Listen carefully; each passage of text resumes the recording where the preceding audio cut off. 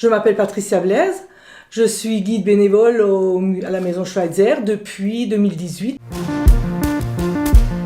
Il y a une dizaine d'années, j'ai eu un flyer dans ma boîte aux lettres et la Maison Schweitzer cherchait des guides bénévoles pour assurer les visites à la maison. Et donc là, ça a été le déclic, je me suis dit ça, c'est une activité pour moi quand je serai à la retraite.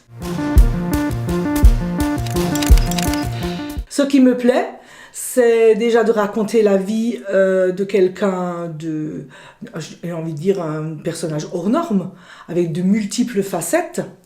Ce qui me plaît également, c'est que cette vie d'Albert Schweitzer et de son épouse s'inscrive dans la grande histoire aussi. C'est-à-dire l'histoire de l'Alsace, de la France, de l'Allemagne et voire du monde. Donc ça, c'est aussi très intéressant.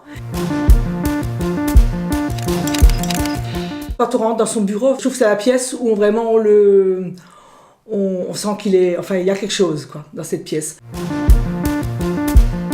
En 2019, moi j'étais là aussi avant les travaux. Alors le moment le plus fort, c'était quand même de vider sa chambre.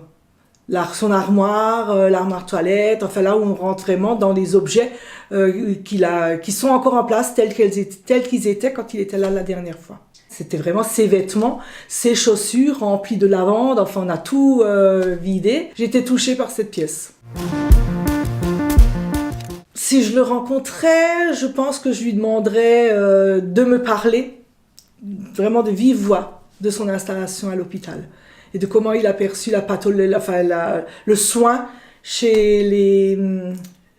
dans l'Afrique noire. Il savait ce qu'il voulait et puis il est allé au bout.